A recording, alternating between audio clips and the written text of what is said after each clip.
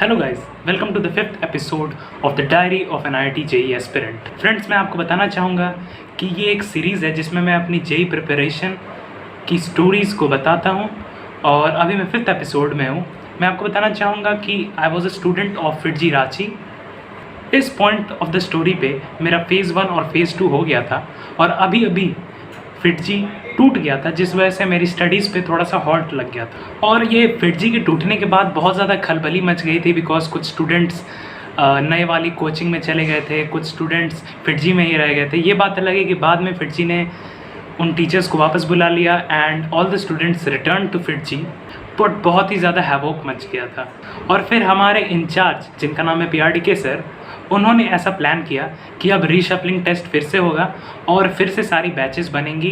क्योंकि रांची में FIITJEE के 2 सेंटर्स थे, तो उन्होंने ऐसा डिसाइड किया कि दोनों सेंटर्स पे एक टॉप बैच बनेगा जिसमें 25-25 बच्चे होंगे दोनों सेंटर के, और उस रीशफलिंग टेस्ट से उसमें एंट्री मिलेगी। सो यार, I would like to tell you कि मेरी जो फेज़ 1 की प्रिपरेशन थी वो अच्छी नहीं थी, बट फेज़ 2 में जाके मैंने थोड़ा सा इम्प्रूव किया था और थोड़ी कंसिस्टेंसी लाई थी अपनी स्टडीज़ में, जिसकी वजह से मुझे फ़ायदा हुआ था and I was well prepared.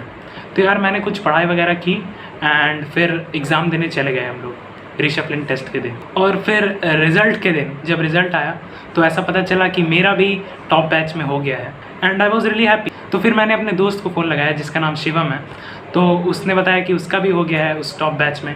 तो we were really happy because हमारा साथ अभी भी मेंटेन रहा। हम लोग दोनों के लिए अनएक्सपेक्टेड नहीं था और हम लोग ऐसा एक्सपेक्ट कर रहे थे कि हमारा हो जाएगा इस बैच में, बट हमारे मतलब मेनली मेरे लिए मैं बताना चाहूँगा कि जनरली लोग FIITJEE में एक्सपेक्ट नहीं कर रहे थे कि मेरा होगा उस बैच में, बिकॉज ज़्यादातर लोग मुझे नहीं जानते थे FIITJEE में।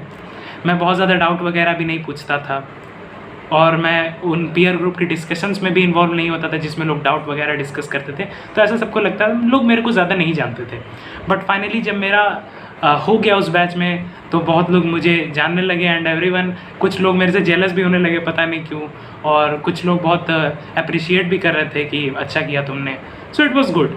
द थिंग वॉज, मैं वो लड़का नहीं था जो बहुत कुछ बोलता था क्लास में, ना ही वो भी था जो कुछ नहीं बोलता था।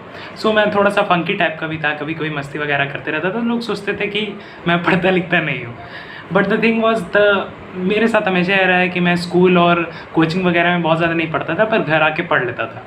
So that was the thing. हाँ नहीं, पर मैं आपको ये बताना चाहूँगा कि इन सब इंसिडेंट्स के बाद फाइनली जब मेरा उस छोटे से बैच में हो गया तो I was really looking forward to it. और मैं आपको बताना चाहूँगा, यहाँ से एक मेरा ब्राइट फेज स्टार्ट हुआ था जब मैं ऋषभ 2.0 में कन्वर्ट हो गया था। मैं थोड़ा पढ़ने भी लगा था, मैं थोड़ी ज़्यादा मस्ती भी करने लगा था, मेरे कुछ दोस्त वगैरह भी बन गए थे। उस बैच में भी 2-3 लोगों को मैं जानता था जो मेरे पुराने स्कूल से भी थे कुछ लोग, एंड वो लोग से मेरी अच्छी दोस्ती हो गई थी।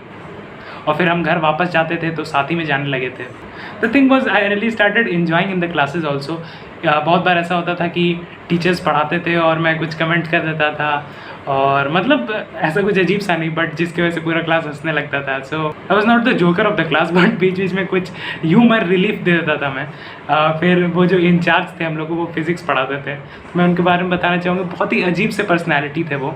मतलब वो हमेशा बताते रहते थे वो किस तरह उन्होंने टॉप JEE रैंकर्स को पढ़ाया है, कैसे उनको मोटिवेट किया है, कैसे उनके रैंक लाने में उनका कितना बड़ा योगदान था। एंड देन फिर वो बताए थे कि FIITJEE दिल्ली के वो वेव्स पढ़ाने वाले मेन आदमी थे। और फिर जब हम लोग को वेव्स वो पढ़ा रहे थे तो कुछ भूत का स्टोरी सुनाने लगे थे। सो वी वर लाइक, हम लोग सोच रहे थे वो ये इसके लिए मेन आदमी थे। सो दैट वाज रियली अजीब कि वेव्स वो पढ़ा रहे थे, कुछ भूत का कहानी बता रहे थे, बोले कि वेव्स जो है वो भूत से रिलेटेड है। और फिर मैं भूत का आवाज़ निकालने लगता था और फिर बोलता था कि सर दरवाज़ा खुद ब खुद खुल रहा है। हर कोई इन्जॉय करता था। बट द थिंग वॉज कि अजीब चीज़ ये हुआ कि उस बैच में जाके मैंने एक्सपेक्ट किया था कि हम लोग बहुत कुछ पढ़ेंगे, बहुत कुछ नया सीखेंगे एंड हो सकता हो एक ब्राइट फ्यूचर होगा यहाँ से। बट द थिंग वॉज कि FIITJEE के पास उस कैलिबर के टीचर्स ही नहीं थे उस पॉइंट पे कि हम लोग का बहुत ज़्यादा हेल्प हो पाए। We got tier 2 type teachers जो लोग बहुत अच्छा नहीं पढ़ाते थे। उसके बाद मैं PRDK सर के बारे में बताना चाहूँगा। वो भी किसी अजीब तरीके से पढ़ाते थे। वो कुछ थोड़ा मोड़ा फार्मूला वगैरह बताते थे और बस बोलते थे अब JEE एडवांस के प्रीवियस ईयर क्वेश्चंस बनाने लगो। तो यार ये भी बहुत अजीब सा टेक्निक था। हम लोग बनाते थे बट कितना बनेगा फर्स्ट टाइम पे। मतलब he is saying you to make JEE advance question in the first time, so यार ये सब टेक्निक बहुत अजीब लगी थी मुझे सर की। और उसी समय एक बहुत मस्त चीज़ भी हुई थी। सो शिवम का एक दोस्त था तोमर, तो शिवम ने मुझे बताया कि इसके साथ अगर हम लोग कुछ प्रैंक करें तो ये उस प्रैंक में फंस सकता है। सो बिकॉज मेनली मुझे बहुत ज़्यादा लोग नहीं जानते थे फिटजी में, तो मैंने ऐसा तोमर को बोल दिया कि भाई जानते हो मेरा जो इस बैच में हुआ है ना वो पैरवी से हुआ है, और मेरे पापा टीचर हैं और उन्होंने ऐसा फिटजी के जो मेन इंचार्ज है ना उनसे ऐसा बात किया है कि वो हमारे स्कूल में भी फिटजी का एक बैच खोल सकते हैं और ऐसा पार्टनरशिप में हेल्प करेगा, मतलब मेरे पापा उनका हेल्प करेंगे इन सब चीज़ में, और इस वजह से उसके बदले में बस उनको मेरे को इस टॉप बैच में रखना होगा। सो मतलब इतना अजीब वो इस प्रैंक में फंस भी गया।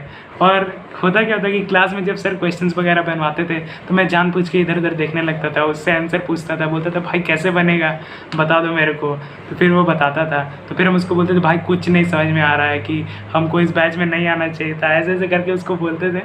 और फिर इतना हंसी लगता था, मतलब इतना मज़ा आता था।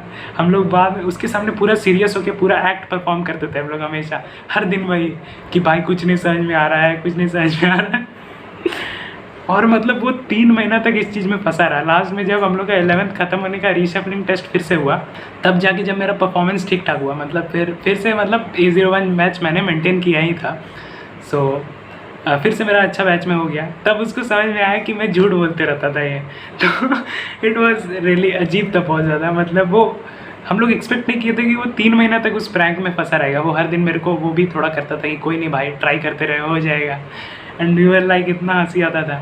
और फिर मतलब वो एक अच्छा पीरियड था। I got really good friends at that point. मैंने बहुत अच्छे अच्छे दोस्त बनाए और फिर हम लोग सब मिल के पढ़ते थे, हम लोग सब मिल के इन्जॉय भी करते थे, and it was a good time. So this was the story guys. और इसी के साथ मेरा 11th कंप्लीट हो गया था। सो मतलब ये थोड़ा टफ पीरियड भी था बिकॉज मैं जिस बैच में था उसमें जो टीचर्स थे वो हम लोग से बहुत ज़्यादा एक्सपेक्ट करते थे और ख़ुद बहुत ज़्यादा नहीं पढ़ाते थे। So that was the thing. तो वो एक्सपेक्ट करते थे कि हम लोग बहुत ज़्यादा, तो इस वजह से मैं थोड़ा मेहनत भी ज़्यादा करने लगा था। बट उस लेवल मतलब मैं मेहनत तो करता था बट उतना नंबर नहीं आते थे, फिर भी आई यूज़ टू ट्राई। और इसी तरह मेरा 11th ख़त्म हो गया। तो यार मैंने एट लास्ट रियलाइज़ किया कि ठीक है मस्ती वगैरह हुई बहुत ज़्यादा, बट 11th में मेरा जो फिर भी एक स्टार्टिंग का जो इनिशियल पार्ट था वो वीक रह गया था, और जिस वजह से मेनली वो मैकेनिक्स का पार्ट था जो आगे जाके भी थोड़ा थोड़ा काम आते रहता है। तो इस वजह से मुझे थोड़ा प्रॉब्लम हुआ। कोऑर्डिनेट ज्योमेट्री वगैरह भी जो मेरा फेज़ 1 का पार्ट था वो वीक रह गया था। लेटर ऑन मैंने उसको ठीक कर लिया था, रोटेशन वाला पार्ट, और फिर जो फेज़ 3 में हम लोग SHM वेव्स वगैरह, थर्मोडायनेमिक्स मेरा बहुत अच्छा था, और ऑर्गेनिक भी मेरा ठीक ठाक था, तो वो सब मैंने ठीक किया था। So I was really looking forward to my class 12। तो यार नेक्स्ट एपिसोड में बताएंगे किस तरह मैंने क्लास 12 की प्रिपरेशन स्टार्ट की, कैसे मैं और मस्ती करने लगा, कैसे मैं बहुत ज़्यादा एंजॉय करने लगा, और फिटजी में बहुत ज़्यादा लोग मुझे जानने लगे।